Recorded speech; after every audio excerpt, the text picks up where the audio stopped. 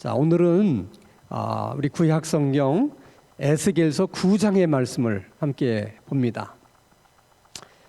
1160면 에스겔서 9장 1절에서 11절까지의 말씀을 제가 한 절 읽고 여러분이 한 절 읽고 교독하겠습니다. 1절을 제가 읽습니다. 또 그가 큰 소리로 내 귀에 외쳐 이르시되 이 성읍을 관할하는 자들이 각기 죽이는 무기를 손에 들고 나오게 하라 하시더라. 내가 보니 6사람이 북향한 윗문 길로부터 오는데 각 사람의 손에 죽이는 무기를 잡았고 그 중에 한 사람은 가는 베옷을 입고 허리에 서기관의 먹그릇을 찼더라. 그들이 들어와서 놋 제단 곁에 서더라. 구룹에 머물러 있던 이스라엘 하나님의 영광이 성전 문지방에 이르더니 여호와께서 그 가는 베옷을 입고 서기관의 먹그릇을 찬 사람을 불러 여호와께서 이르시되 너는 예루살렘 성읍 중에 순행하여 그 가운데에서 행하는 모든 가증한 일로 말미암아 탄식하며 우는 자의 이마에 표를 그리라 하시고 그들에 대하여 내 귀에 이르시되 너희는 그를 따라 성읍 중에 다니며 불쌍히 여기지 말며 긍휼을 베풀지 말고 쳐서 늙은 자와 젊은 자와 처녀와 어린이와 여자를 다 죽이되 이마에 표 있는 자에게는 가까이 하지 말라. 내 성소에서 시작할지니라 하시매 그들이 성전 앞에 있는 늙은 자들로부터 시작하더라. 그가 또 그들에게 이르시되 너희는 성전을 더럽혀 시체로 모든 뜰에 채우라. 너희는 나가라 하시매 그들이 나가서 성읍 쪽에서 치더라. 그들이 칠 때에 내가 홀로 있었는지라 엎드려 부르짖어 이르되 아하 주 여호와여 예루살렘을 향하여 분노를 쏟으시오니 이스라엘의 남은 자를 모두 멸하려 하시나이까. 그가 내게 이르시되 이스라엘과 유다 족속의 죄악이 심히 중하여 그 땅에 피가 가득하며 그 성읍에 불법이 찼나니 이는 그들이 이르기를 여호와께서 이 땅을 버리셨으며 여호와께서 보지 아니하신다 함이라. 그러므로 내가 그들을 불쌍히 여기지 아니하며 긍휼을 베풀지 아니하고 그들의 행위대로 그들의 머리에 갚으리라 하시더라. 11절 다 함께 보라 가는 베옷을 입고 허리에 먹그릇을 찬 사람이 복명하여 이르되 주께서 내게 명령하신 대로 내가 준행하였나이다 하더라. 아멘. 하나님께서 이스라엘 백성들을 심판하실 때는 대개 세 가지를 가지고 심판을 하십니다. 하나는 전쟁, 성경엔 칼이라고 주로 표현이 되어 있어요. 전쟁과 또 하나는 기근, 그리고 또 하나는 전염병입니다. 하나님께서 심판하실 때 이 세 가지 중에 하나를 사용하실 때도 있고 세 가지를 다 사용하실 때도 있었어요. 근데 오늘 에스겔서 9장에 오게 되면 하나님이 이런 방법 외에 천사를 동원해서 심판을 하시는 또 다른 방법에 대해서 말씀을 하고 계십니다. 천사를 동원해서 이렇게 심판하시는 경우는 우리가 제일 먼저 떠오르는 것이 이스라엘 백성들이 출애굽하기 전날 밤 6월절 밤에 하나님께서 천사를 보내서 애굽 땅에 있는 모든 처음 난 것들을 치시는 심판을 우리가 기억합니다. 그런 것만 다시 말하면 전담하는 천사가 있는 거예요. 심판을 대행하는 천사죠. 근데 놀랍게도 요한계시록에 보면 마지막 종말의 때에 사람들을 심판할 때 하나님이 천사를 동원해서 심판을 하세요. 그때 이제 심판만 전담하는 그런 천사들이 나타나서 이제 사람들을 심판을 하십니다. 그래서 오늘 이제 본문 1절, 2절을 한번 우리가 유심히 좀 살펴볼 필요가 있는데 또 그가 큰 소리로 내 귀에 외쳐 이르시되 하나님이 에스겔에게 큰 소리로 외쳐 말씀하시는 겁니다. 이 성읍을 관할하는 자들이 각기 죽이는 뭐를 들고 무기를 손에 들고 나오게 하라 하시더라. 이 성읍을 관할하는 자들, 이게 지금 그 성읍을 심판할 천사들을 지칭하는 거예요. 그 천사들에게 뭘 들고 나오라는 거예요? 각기 죽이는 무기를 들고 나오라. 또 그가 큰 소리로 2절 말씀 내가 보니 몇 사람이 6사람이 그다음에 쭉 얘기가 나와요. 여기서 이제 두 가지 우리가 좀 궁금한 것은 하나는 분명히 하나님께서 이제 천사를 동원하시는데 에스겔이 보니 그 천사를 보고 뭐라고 얘기해요? 6 사람이라고 표현하잖아요. 여섯 천사라는 말을 하지 않고 왜 천사인데 여섯 사람이라고 그랬을까? 그리고 그 천사가 사람들을 심판하는데 죽이는 무기를 가졌다. 심판하는데 꼭 그런 죽이는 무기가 천사들에게도 필요한 걸까? 이런 생각들을 우리가 하게 됩니다. 성경에 보면 에스겔서만 그런 것이 아니라 천사들을 가리켜서 사람이라고 지칭하는 경우들이 여러 번 있어요. 그래서 두 가지 가능성이 다 있을 수 있습니다. 천사가 사람들 앞에 나타날 때 사람의 모습으로 이렇게 바꾸어서 나타나는 경우가 있을 수 있고요. 아니면 하나님께서 천사를 많이 만드셨어요. 우리가 생각하는 것보다 천사의 수는 많습니다. 근데 그 많은 천사를 만드신 이유는 하는 일들이 다 다르기 때문이에요. 그래서 많은 천사가 필요한 거죠. 근데 그 많은 천사들이 하는 일만 다른 게 아니라 마치 사람들 중에서도 백인종이 있고 황인종이 있고 흑인종이 있듯이 천사들도 여러 유형의 모습의 천사들이 있을 가능성이 있다는 거예요. 그러면 그 천사들을 하나님이 여러 유형의 모습으로 창조하셨을 가능성이 있다는 겁니다. 그 중에 하나가 사람과 아주 흡사한 천사들이 있을 수 있다는 거예요. 우리들은 이제 천사 그러면 늘 이렇게 어깨에 날개가 달린 그런 천사를 우리가 생각하잖아요. 왜냐하면 그런 그림을 우리가 많이 봤기 때문에 그래요. 그 그림을 그린 사람이 정말 어떤 천사를 봤는데 환상으로 보든 어떻게 보든 자기 앞에 천사가 나타났는데 그런 모습의 천사를 보았기 때문에 그렇게 천사를 그린 것인지 아니면 그냥 자기 상상 속에서 그런 천사를 그린 것인지는 뭐 정확히 알 수는 없어요. 근데 어떻게 보면 상상 속에서 그렸다기보다는 아마 그 그림을 그린 사람은 그런 천사를 보았기 때문에 아마 그렇게 그렸을 가능성이 있어요. 그러니까 천사가 여러 유형이 있으니까 그런 모양의 천사도 있고 저렇게 사람하고 비슷한 천사의 모양이 있을 수 있다는 거죠. 그래서 이제 가끔 여러분들이 이제 뭐 매스컴을 통해서 UFO라는 것이 있느냐 없느냐 논쟁을 많이 하잖아요.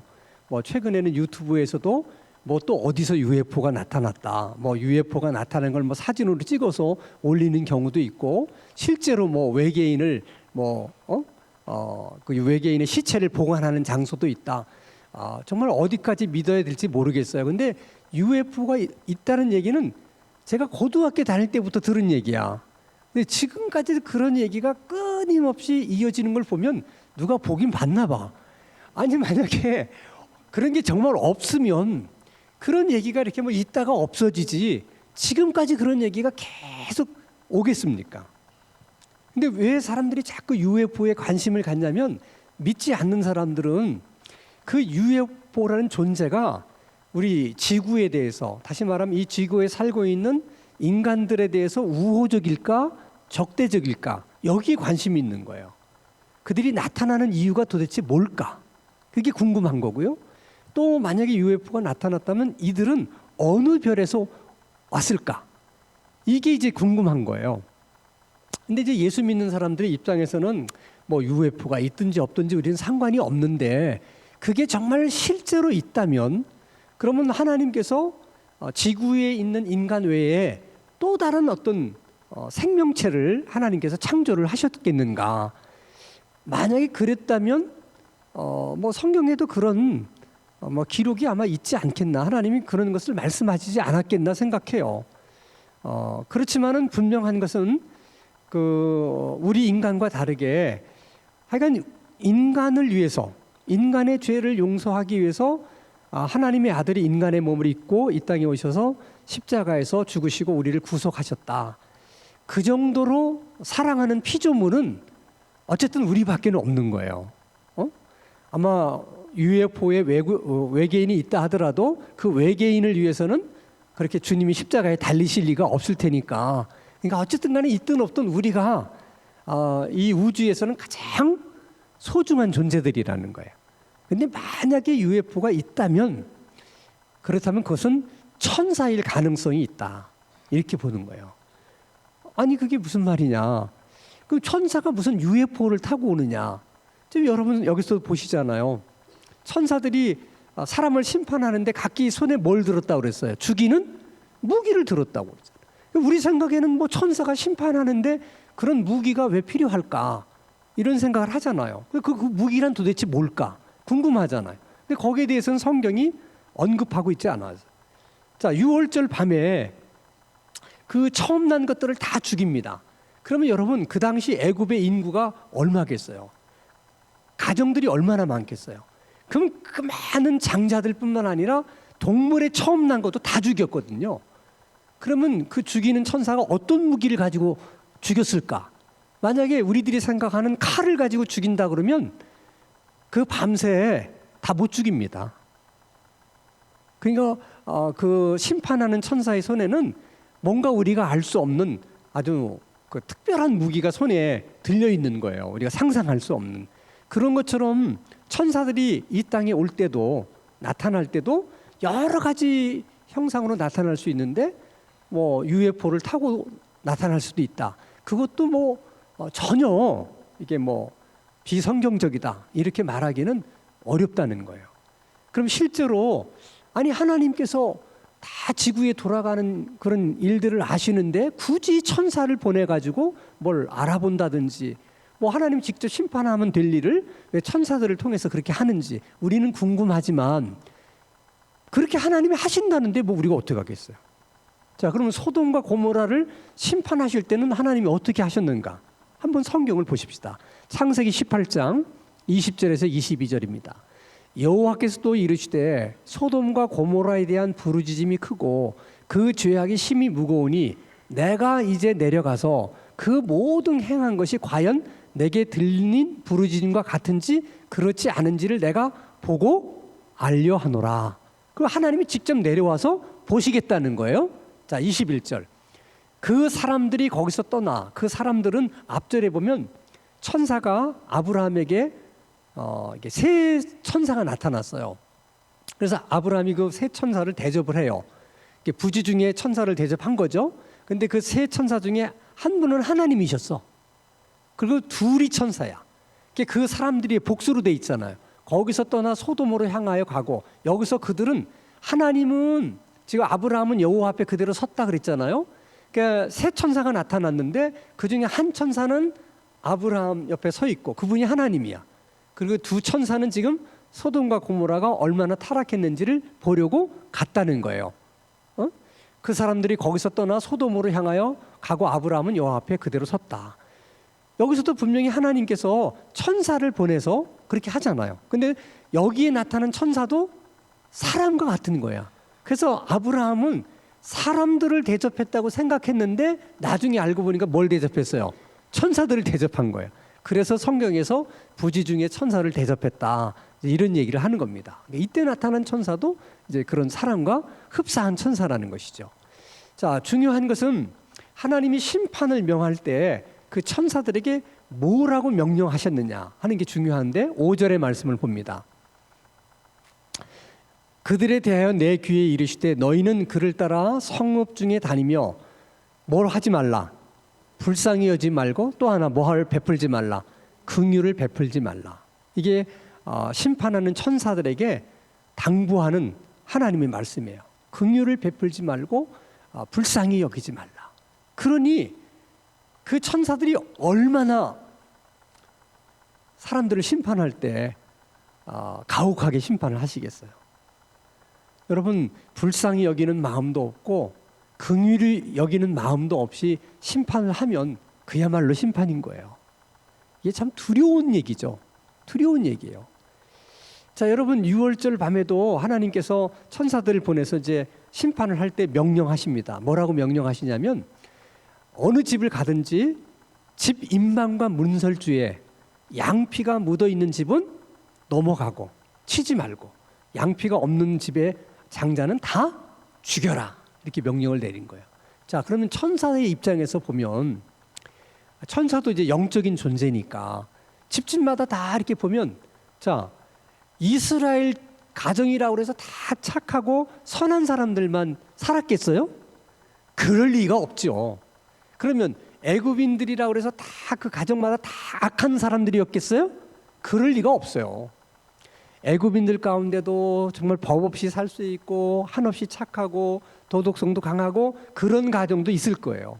그러니까 만약에 천사가 그런 걸 기준으로 심판했다면 애굽인들 가운데도 심판받지 않고 구원받을 사람이 있고 이스라엘 백성들 가운데도 구원받지 못하고 심판받을 사람이 있는 거야. 근데 하나님이 딱 명령을 뭐라고 내렸냐면 그 가정에 어떤 사람이 살고 있는지 너는 관심도 가지지 마라. 무조건 너는 뭐에만 관심을 가져라. 문설주 인방에 양피가 묻어 있느냐, 그것만 보라는 거야. 이게 놀라운 거예요. 그러니까 그 안에 누가 살고 있느냐는 중요하지 않아. 그 집안에 인방과 문설주의 양피가 묻어 있느냐, 그게 중요한 거예요. 그러니까 하나님의 관점에서는 그게 중요한 거예요. 그래서 오늘도 마찬가지예요. 그런 관점에서 사실 크리스찬들이라고 해서 난 크리스찬들에 비해서 도덕적으로 우월하냐? 사실은 그렇지 않아요. 예수 믿는 사람들이 믿지 않는 사람보다 더 못한 사람이 수두룩 빽빽합니다. 오히려 믿지 않는 사람들 가운데 참 도덕적이고 정말 심성이 착하고 좋은 사람도 많아요. 근데 하나님은 그런 걸 기준으로 삼지 않는 거예요. 그 영혼에 예수의 피가 묻어 있느냐, 그거 보고서 구원하고 그거 보고 없으면 그냥 하나님이 심판하시고 하는 거죠. 그러니까 그게 은혜라는 거예요. 그게 참 어떻게 보면 하나님의 은혜라고 하는 것은 그래서 설명할 수가 없어. 그러니까 그 양피가 없는 사람들의 입장에서는 뭐 불만이 많겠지만 그 양피가 있는 가정으로서는 그냥 다른 말을 할 게 없어요. 그냥 감사할 뿐이죠. 우리가 마찬가지.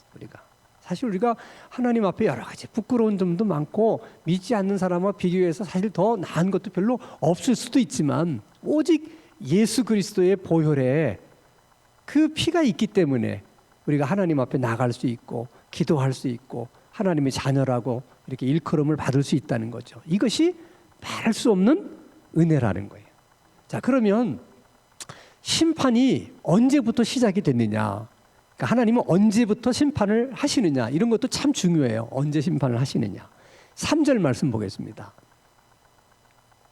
자, 그룹에 머물러 있던 이스라엘 하나님의 영광이 어디에 이르렀더니 성전 문지방에 이르렀다. 그러니까 하나님의 영광은 본래 어디에 계셨어요? 하나님의 법궤 위에 계셨어요. 그러니까 하나님의 법궤 위에 있던 하나님의 영광이 성전 문지방에 이르렀다는 건 뭘 말하는 거겠어요? 문지방이 뭐야? 그 문지방 넘어가면 바뀌잖아요. 그러니까 하나님이 지금 성전을 막 떠나려고 하시는 거예요. 그러니까 성전에서 하나님이 떠남과 동시에 심판이 이루어지는 거예요. 그러니까 하나님의 영광이 떠나면 그 성전은 더 이상 성전일 수가 없는 겁니다.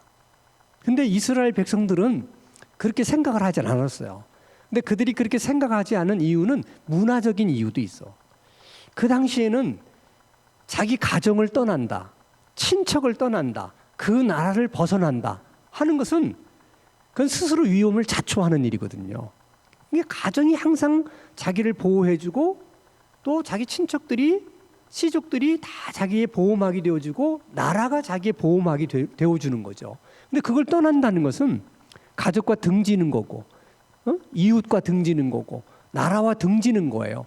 그건 그들의 머릿속에서 상상하기 어려운 거야. 그러니까 하나님도 하나님의 집을 하나님 스스로가 떠난다. 이게 이해가 안 돼. 그러니까 하나님은 무슨 일이 있어도 어디에 계셔야 돼? 하나님의 전에 계셔야 돼. 그렇게 생각하는 거예요. 그게 이스라엘 백성들이 크게 오해한 것 중에 하나예요. 아무리 하나님의 집인 성전이라 할지라도 그 성전이 거룩하지 못하면, 정결하지 못하면 하나님이 그곳에 계실 수가 없어. 근데 하나님이 하나님의 집을 떠나시잖아요. 하나님이 처음 성전을 솔로몬이 지을 때 내가 항상 내 이름이 여기 있을 거라고 그렇게 약속을 해주셨어요. 근데 그렇게 말씀하신 하나님이 그 성전을 떠난다는 건 대단한 일이에요. 근데 왜 떠나셨을까? 우리가 지난 시간 기억하시죠? 성전 안에 뭐가 있었어? 빨리 얘기해봐요. 성전 안에 뭐가 있었어? 바알신을 데려다 놓고 다 그랬잖아요. 애 못 낳는 그 여자들은 또 그 우상을 성전 안에다가, 그러니까 성전 안에 하나님의 집인데 그들이 우상을 갖다 놓은 거예요. 그러니까 하나님이 더 이상 거기에 있을 수 있어요, 없어요? 없는 거예요. 떠나는 거예요. 그것은 여러분 오늘날도 똑같습니다. 그러니까 하나님께서 성경에 이런 말씀을 기록한 것은 다 오늘날 우리들에게 거울을 삼기 위해서 그러는 거예요. 그게 다 지나간 얘기인데 그게 왜 우리들에게 필요하냐? 그 이유는 그 이야기들이 그저 과거의 이야기들만이 아니라 오늘에도 그런 사건, 그런 일들이 있을 수 있다 없다? 있다는 거예요. 그래서 다 거울 되도록 하기 위해서 말씀을 기록하신 거예요. 자, 오늘도 교회, 자, 건물이 있어요. 교회 목사님도 계세요. 또 뭐 전도사님도 계세요. 또 장로님들도 계세요. 교인들도 있어요. 그러면 교회입니까? 아니에요, 여러분. 우리가 자꾸 착각하는 건 뭐 있을 것만 다 갖춰져 있으면 교회라고 생각하는 거예요. 우리들은. 그렇지 않을 수 있어요. 교회에 주님이 계셔야, 하나님이 계셔야만 교회인 거예요, 여러분. 그래서 사실은 사람의 눈에는 이것만 구색만 갖추면 교회라고 생각을 하지만 하나님이 보실 때는 어떨는지는 몰라요. 그러면 하나님이 그 교회를 교회냐 아니냐를 판가름하는 건 간단해요. 그 교회에 주님이 계시느냐, 주님이 그 교회 주인이냐, 주님이 영광이 그 교회에 있느냐, 그걸 보는 거예요. 똑같아요. 근데 그 교회에 주님이 주인이 아니고 다른 주인이 있어. 다 우상들이 많아, 우상들이.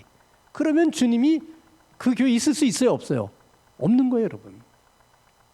그래서 교회 안에는 절대로 다른 우상들이 있으면 안 돼. 다시 말하면 주님보다 더 귀한 것이 있어서도 안 되고, 또 주님 같은 행세를 하려고 하는 사람들이 있어도 안 돼. 그게 다 우상이야. 다 우상이야. 그래서 여러분, 기도하는 사람이 중요한 이유가 그 성 어거스틴의 어머니 모니카가 그렇게 이제 아들 때문에 그렇게 힘들어할 때 그 교부가 그런 얘기 했다는 거 다 아시잖아요. 기도하는 어머니가 있는 아들은 망하는 법이 없다. 그런 것처럼 교회 안에 기도하는 사람이 남아있는 한 하나님의 영광은 떠나지 않으세요. 그게 여러분, 기도하는 사람이 하나님께는 굉장히 중요한 거야. 그 여러분, 수요일 날 이 늦은 시간에 수요 예배 나오는 게 힘들어요. 사실은 쉬운 일은 아니야. 그러나 이것이 얼마나 중요하고 또 얼마나 의미 있는 일인지 몰라요. 항상 여러분이 나오실 때마다 그런 생각을 가져요. 나오는 건 힘들고 어렵지만은 이게 얼마나 교회를 위해서도 내 자신을 위해서도 소중한 일이고 중요한 일인가. 그래서 교회가 은혜로운 교회가 되려면 기도하는 사람들이 점점 더 많아지고, 기도하는 시간이 점점 길어지고, 기도하는 것이 점점 깊어지는 그런 기도의 분위기가 만들어지면 하나님의 영광이 그 안에 가득 차게 돼요. 그렇게 기도해야 돼. 그게 얼마나 어려운 일이겠어요. 영적인 일이기 때문에. 그래서 어려운 거야. 세상에서 제일 쉬운 건 사실 여러분, 돈 가지고 하는 일이에요. 그러니까 교회에서 돈 가지고 뭘 하는 거를 너무 자랑스럽게 생각하면 안 돼. 돈 가지고 하는 건 세상에서 제일 쉬운 일이라고. 돈 있으면 하는 거니까. 근데 정말 중요한 것은 돈 가지고 안 되는 일들이야. 그게 뭐냐면 기도하는 일. 이런 일이 돈 가지고 안 되잖아요. 그래서 여러분들이 기도를 많이 하셔야 돼. 이건 영적인 싸움이야. 하나님, 우리 교회 수요 기도에도 더 많은 기도의 사람들이 오게 해주세요. 더 기도하러 온 사람들이 기도가 더 깊어지게 해주세요. 기도 시간이 점점 더 길어지게 해주세요. 기도의 은혜가 충만한 그런 기도 모임이 되게 해주세요. 늘 새벽 기도 나오는 사람은 새벽 기도를 위해서 기도하고, 늘 여러분 그렇게 기도하셔야 돼. 그 싸움에서 여러분들이 이기면 자꾸 기도하는 사람들이 오게 되고 뭔가 이쪽으로 끌려져서 이렇게 나오게 돼. 근데 여러분들이 그런 긴장감 없이 이렇게 하다 보면 이게 영적인 싸움이기 때문에 자꾸 기도하던 사람들 시험 들고 또 이렇게 해서 자꾸 떨어져 나가고 이러면 교회의 은혜가 점점 없어지는 거예요. 이걸 심각하게 여겨야 돼.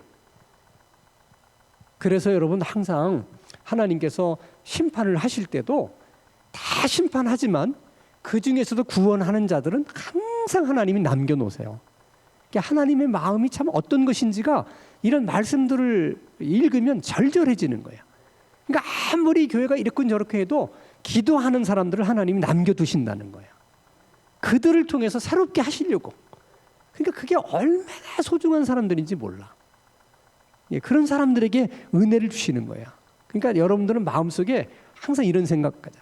다른 사람이 다 안 남아도 나는 마지막까지 남아있을 것이다. 나는 마지막까지 기도하는 사람으로 그 자리를 지킬 것이다. 이런 생각을 꼭 가지세요. 그 사람이 꼭 은혜를 받게 돼 있습니다. 은혜를 받게 돼 있어요. 자, 오늘도 보면 그 심판하는 과정 속에도 하나님이 남은 자들에 대해서 그 은혜를 베푸세요. 자, 4절 말씀 한번 보겠습니다. 자, 여호와께서 이르시되 너는 예루살렘 성읍 중에 순행하여 그 가운데 행하는 모든 가증한 일로 말미암아 탄식하며 어떤 자? 울은 자. 그렇게 죄악된 길로 가지만 그것이 마음이 아파서 오늘날로 말하면 하나님 앞에 기도하는 그 자들의 이마에 표를 해라. 그리고 6절입니다. 늙은 자와 젊은 자와 처녀와 어린아이 여자 다 죽이되 이마에 뭐 있는 자에게는 표가 있는 자에게는 어떻게 하자? 가까이 하지 마라. 응? 그들에는 손대지 마라. 그렇게 남겨두는 거예요, 하나님. 참, 그러니까 하나님은요 다 심판해도 그 중에 꼭 구원받는 남겨진 사람들이 있다는 거야. 나는 오늘 기도하러 나온 여러분들이 기도의 사람이 될 뿐만 아니라 언제든지 하나님 앞에 남겨진 사람들이 될 수 있기를 주님의 이름으로 축원합니다. 그 남겨진 사람들을 통해서 하나님은 다시 시작하세요. 남겨진 사람들. 그러니까 참 그렇게 하나님 앞에 구별된다는 것이 얼마나 복 있는 사람들이에요. 근데 하나님이 이제 구원할 자들 남겨둘 자의 이마에 표시해라. 이게 천사가 표시를 했잖아. 마귀가 항상 마귀는 하나님을 흉내낸다고 그러잖아. 그냥 마귀는 하나님처럼 되고 싶어가지고 그렇게 된 거기 때문에 다 하나님을 그렇게 따라서 해요.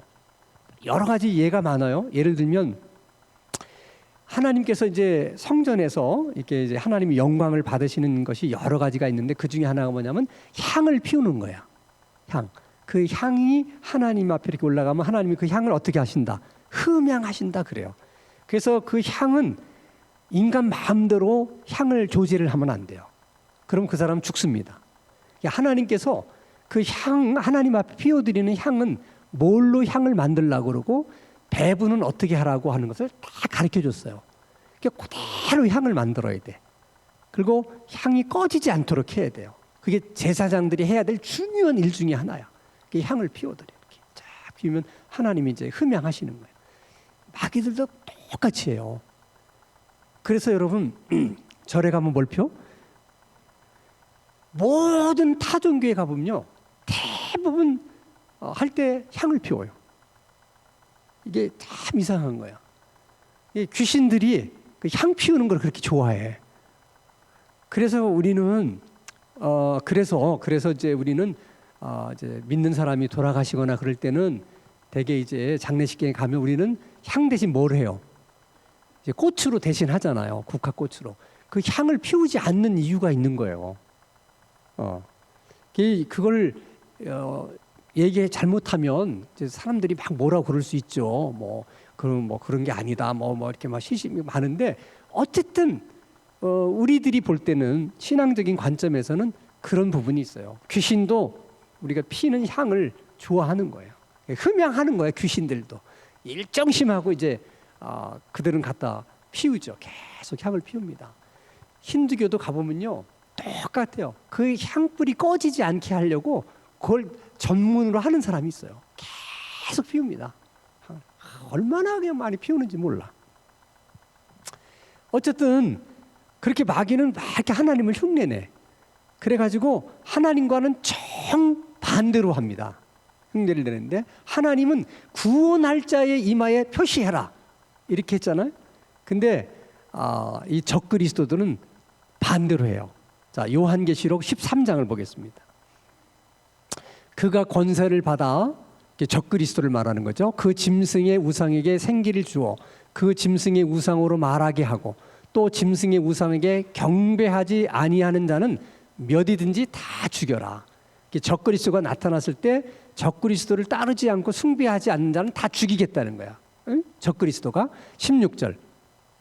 그가 모든 자, 곧 작은 자나 큰 자나 부자나 가난한 자나 자유인이나 종들에게 그 오른손이나 이마에 표를 받게 하고 누구든지 이 표를 가진 자 외에는 매매를 못하게 하니 이 표는 곧 짐승의 이름이니 그 이름의 수가 18절에 보면 666이라는 거예요. 자, 이 적그리스도도 마지막 때에 다시 말하면 자기에게 경배하는 자들에게 다 뭘 한다는 거예요? 표시를 한다는 거예요. 자기 사람이라고. 그게 그 표가 없는 사람은 매매를 못하게 한다. 그러니까 그 사회에서 살아남기가 어려운 거예요. 근데 이런 얘기를 할 때 이런 날이 정말 올 수 있을까? 이런 일이 이제 가능할까? 그런데 지금 이제 IT 산업이 계속 발전을 하니까 아, 이거 정말 그럴 수도 있겠구나. 정말 이게 옛날에 우리가 들었던 얘기인데 이게 정말 실현 가능성이 있겠구나. 이런 생각이 드는 거야. 그러니까 여러분, 예전에는 전 세계가 하나가 된다. 이것이 믿어지지가 않았어요. 아니, 이 세계가 이렇게 멀리 떨어져 있는데 어떻게 하나가 돼? 근데 여러분 보세요. 요즘은 지금도 여러분 그냥 핸드폰 가지고 미국에 있는 사람하고 그냥 전화도 하잖아요. 마치 뭐 이웃집에 있는 사람처럼 다 하나, 다 지구가 하나로 연결돼 있어요. 다 저편에서 일어난 일을 동시에 여기서 알 수 있고요. 여기서 일어난 일이 동시에 이렇게 알 수 있어요.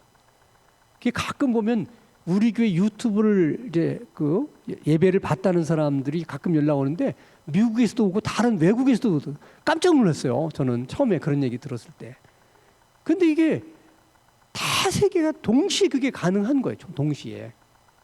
그러면 이제 어느 날 정말 성령의 얘기대로 적그리스도는 정말 어떤 그 마귀로부터 권능을 이렇게 이제 받았기 때문에 아주 특별한 기적도 행하고 강력한 리더십을 가진 그런 사람이 아마도 등장할 거라고 보는 거예요. 그러면 뭐 이 세계를 이제 하나로 만드는 것은 그렇게 어렵지 않은 것이죠. 지금 다 시스템이 하나로 되어 있으니까. 그러면 뭐 통화도 하나로 쓴다. 그러면 뭐 가능하잖아요. 근데 이제 표를 준다고 하는 것이 아주 요즘 이제 많은 사람들은 그런 생각을 하는 거죠. 요즘은 이제 현금 가지고 다니지 않고 뭘로 해요, 다. 다 이제 신용카드로 하다 요즘은 다 뭐야? 핸드폰에다가 다 그 앱을 깔아서 그냥 이렇게 대면 돼요, 다. 그렇잖아요? 근데 그것도 이제 요즘은 분실의 위험이 있다. 이래가지고 뭐 홍채 인식을 한다든지 아니면 아주 작은 칩을 몸에다가 이식을 하는 거예요, 이렇게 이식을. 응? 그럼 거기에 내 정보도 다 들어가 있고 내 통장에 돈도 여기 다 있어. 근데 누가 훔쳐가 못 훔쳐가? 못 훔쳐가요. 다 있는 거야. 그러니까 그냥 가다가 그냥 이걸로 이렇게 하면 되는 거예요. 이제 그때는 핸드폰도 필요 없어요. 근데 실제로 그게 가능할까? 실험을 했대, 생체 실험을. 가능하답니다. 근데 지금 그걸 하려고 그러니까 특히 기독교 단체에서 엄청 반대를 하는 거야. 이거 666 아니냐. 이래서 거센 반대 때문에 이걸 지금 못하고 있죠. 이제 조금 분위기만 더 이렇게 되게 되면 틀림없이 할 거예요. 왜냐하면 그게 여러 가지로 좋거든요. 분실의 위험도 없고 그 사람 정보가 다 있으니까 얼마나 통제하기도 좋겠어요. 그렇잖아요? 그러면 뭐 여러 가지로 편리하죠. 그러면 예를 들어서 그렇게 다 시스템이 된 상태에서 세계 정보를 통일한 적그리스도가 나타나면 그걸 이용할 수 있는 거야. 그럼 그게 없는 사람은 슈퍼에 가서 뭐 살 수도 없어. 그렇잖아요. 자, 그런 날이 올 수 있다는 거예요, 지금 계시록의 종말의 때에는. 자, 그러면 그런 날이 정말로 현실로 오게 된다 그러면 그런 상황 속에서 우리가 믿음을 지킬 수 있을까? 이게 얼마나 두렵습니까? 그래서 우리가 이제 사실은 평소에 이제 기도 생활 같은 걸 열심히 해야 된다는 이유가 그거예요. 영적인 감을 잃지 않기 위해서. 근데 걱정할 것은 없는 것은 항상 하나님이 남겨진 자들이 있다 그러잖아요. 하나님이 남은 자들을 두신다 그러잖아. 그렇기 때문에 아무리 강하게 핍박을 해도 잘 믿음을 지키는 자들은 하나님이 그 어려움을 극복할 수 있는 그걸 이겨낼 수 있는 그런 그때에 맞는 은혜를 주시는 거야. 걱정할 게 없어. 그거는 중요한 것은 그때도 우리가 믿음을 잃지 않고 그렇게 할 수 있는 믿음이 있느냐, 그게 중요한 거예요. 그러니까 감을 잃어버리지 않는다는 게 중요한 게 뭐냐면 그때 돼가지고 어유 급하네. 그래서 막 이제 기도도 해야 되고 믿음도 가져야 되겠네? 그런다고 가져집니까 그게? 안 된다니까. 마음은 그런데 안 되는 거예요. 그러니까 신앙생활은 꾸준하게 영적인 감을 잃어버리지 않고 가야 돼. 그러다가 이제 그런 날이 오더라도 그 영적인 감이 있는 사람은 그대로 가면 돼요. 감대로. 근데 그렇지 않은 사람이 문제야. 이건 아무도 장담은 못해. 여러분 베드로가 예수님을 3번씩 모른다고 부인을 했어요. 베드로가 자기 자신이 그렇게 하리라고 꿈에도 생각을 했겠습니까? 꿈에도 생각하지 않은 거예요. 그런 일이 우리에게도 있을 수 있는 거예요. 우리에게도. 그렇기 때문에 아무도 장담할 수 없습니다. 여러분. 목사도 마찬가지예요. 목사라고 해서 장담할 수 있는 게 아니에요. 그래서 우리가 늘 목사든 장로든 권사든 집사든 영적인 감을 잃어버리지 않기 위해서 기도 생활을 꾸준히 하는 것이 대단히 중요하다 하는 겁니다. 자, 그러면 하나님께서 이제 이렇게 성전 문지방에서부터 시작했고 그 와중에도 남겨진 자들은 남겨서 하나님께서 구원하셨는데 마지막으로 그러면 어디서부터 심판이 시작이 되느냐, 심판이 시작되는 점이 어디냐 하는 것도 굉장히 중요한 거잖아요. 자, 6절 말씀 보겠습니다. 늙은 자와 젊은 자와 처녀와 어린이와 다 얘기하면서 어디에서 시작할지니라. 성소에서부터 시작한다. 그럼 성소에서부터 시작하면 그 성소에서 일하는 사람들이 누구예요? 제사장들이죠. 제사장들부터 심판이 시작이 된다는 거예요. 그럼 오늘날로 말하면 누구부터 심판하시겠다는 거예요? 아유, 너무 그렇게 얘기하시지 말고. 예. 목사님들부터 심판하시겠다는 거예요. 그 다음은 누구겠어? 네. 그러니까 여러분, 우리가 직분을 가진 것은 참 영광스러운 일이에요. 사실 우리가 이제 평생 살다 보면 여러분 보세요. 모든 직책이라는 건 다 사람이 주는 거야. 똑같은 사람이야. 대통령이 장관직을 주든 뭐 하든 다 사람이 주는 거야. 이 세상에서 얻는 직책이라는 거는. 유일하게 여러분이 갖고 있는 직책은 누가 주신 거야? 하나님 주님이 주신 거야. 그게 이게 다른 거예요, 여러분. 그러니까 항상 그런 생각을 가져야 돼. 그런 생각. 그런 프라이드가 있어요. 제 친구는 목포에서 이제 그 목회를 잘하는 친구가 있는데 정말 열심히야. 그리고 지역 사회를 위해서도 많이 돕고. 그러니까 어느 날 목포 시청에서 연락이 왔대. 시장님께서 목사님이 하시는 그 모든 일을 듣고 이런 분 표창을 해야 된다. 시장님이 표창하기로 결정했으니까 오시라고. 그때 그 목사가 뭐라고 얘기했겠어요? 아니, 목사인 내가 시장에게 표창을 해야지 뭐 시장 지가 뭔데 나한테 표창을 한다고 그러냐. 안 갔대. 이게 여러분 프라이드야. 근데 목사님들 중에서도 시장이 표창 준다면 얼른 뛰어가는 사람 많아요. 그거 받은 거 그걸 영광스럽게 생각하는 거야. 뭐가 그렇게 영광스러운 거야 그게. 물론 일을 많이 했다는 걸 인정받았다고 하는 거는 뭐 좋을 수 있어요. 그런 면이라면 모르지만은 뭐 내가 시장한테 뭐 이렇게 표창 받은 것 자체가 뭐 굉장히 영광스럽다 이렇게 생각하는 것은 다시 한번 생각해 봐야 돼. 정말 우리가 중요하게 생각한 건 여러분 받은 직분이야. 그 직분 때문에 또 주시는 하나님의 은혜가 다 있는 거예요, 여러분. 그러니까 여러분 항상 이렇게 생각해야 돼요. 내가 오늘날까지 이렇게 은혜로 사는 것은 다 하나님 주신 직분 때문이다. 이런 생각할 수도 있어요. 그래도 그거 권사니까, 집사니까. 그래도 그 직분 감당하게 하려고 하나님이 보호도 해주시고 때로는 뭐 이렇게 어려우면 또 이렇게 도와주시고 다 그런 거야. 우리가 몰라서 그런 거지. 그만큼 하나님이 직분 때문에 주시는 은혜와 축복도 있지만 그래서 직분이 가진 책임도 있다는 거예요. 그러니까 잘 생각하셔야 돼. 하나님 치시기 시작하면 직분자부터 때리시는 거야. 응? 그러니까 직분도 잘 감당하셔야 돼. 직분 잘 감당하려면 어떻게 해야 돼? 그렇죠. 기도를 열심히 해야 돼요. 직분 잘 감당할 수 있도록 하나님 은혜를 주시옵소서. 기도해야 돼.